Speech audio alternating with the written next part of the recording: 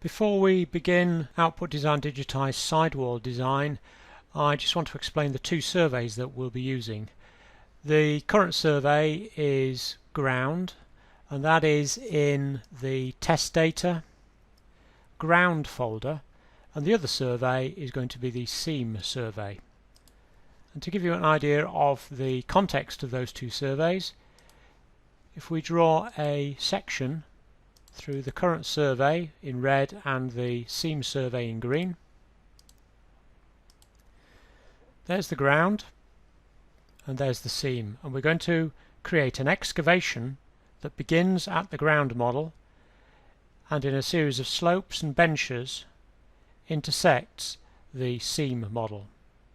We're then going to merge in the remainder of the ground model that lies outside of the design, and we're going to merge in the seam model at the base. So it's quite a comprehensive exercise we'll be performing here. Because this design is going to go into a completely new survey, I need to type in a load file name.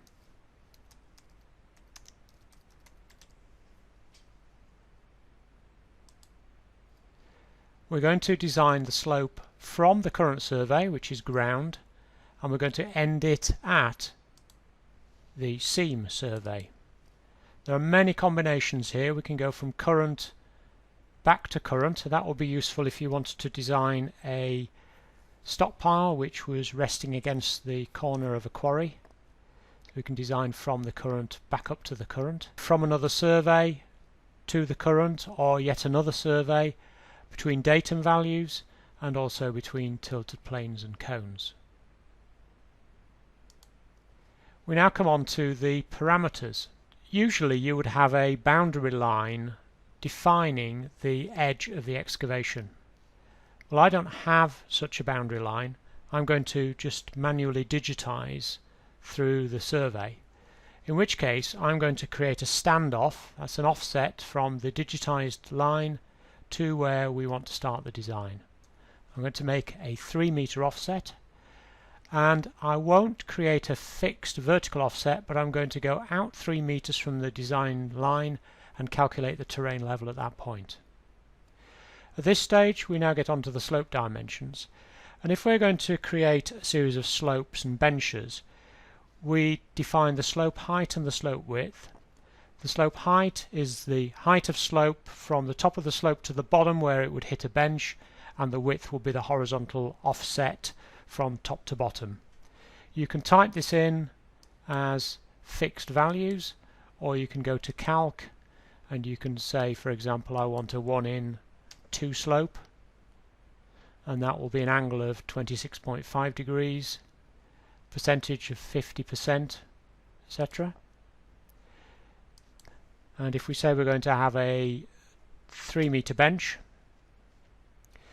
if you only want one slope to go from the start to the finish, as long as you put large values in here, and as long as those large values are not exceeded, then you won't ever get a bench.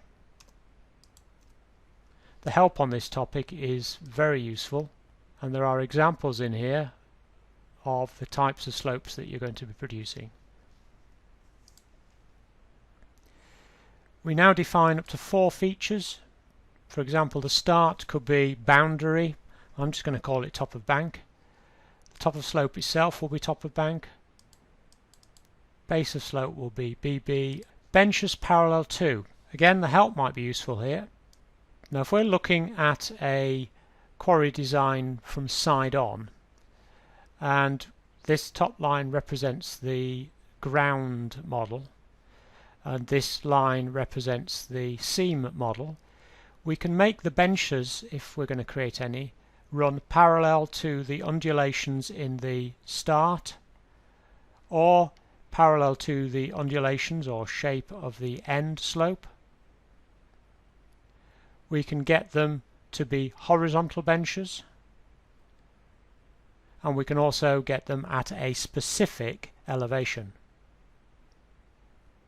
We can center the benches within the slope, which means that we will get the benches in the middle of the slope and then partial slopes at the top and the bottom.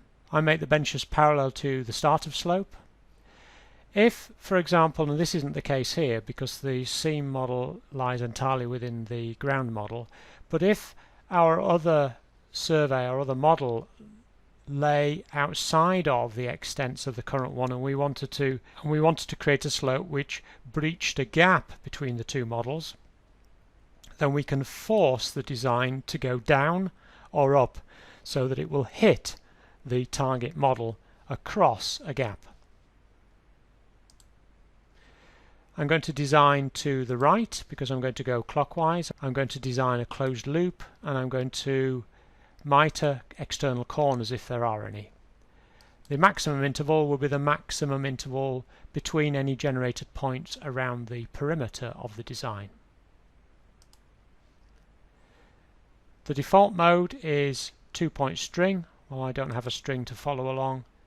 I'm going to select mouse cursor.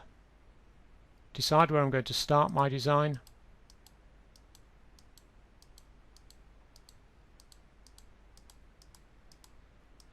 And when I've reached the beginning, I just escape, finish, save and load.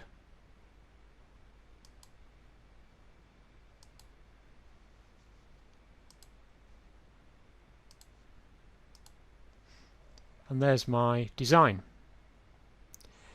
If you go too sharply around a bend and the software is not able to resolve what's going on in the corner, then you may end up with some crossing links and some redundant points. You will always get this if your design is unresolvable, but you can go in and choose the option remove observation and just remove the redundant points to make it look neater. So there's your design. If I now draw a section through this model with seam in dark blue and the original ground level model in green,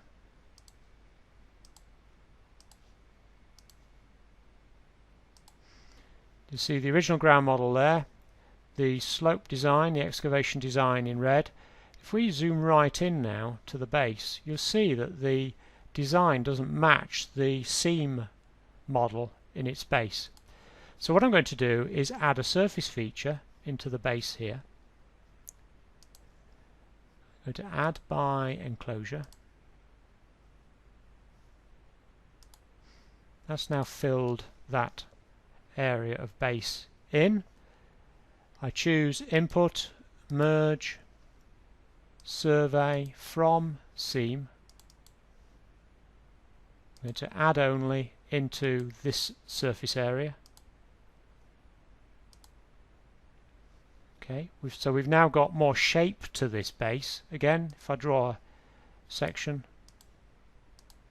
we will see that the base of the design matches exactly the seam model because we've merged the points in from the seam model, so that's good. And we now report a volume between the design and the original ground survey.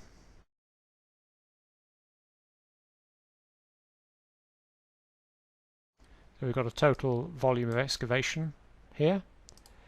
And just to finish off the design, I will now merge from the ground,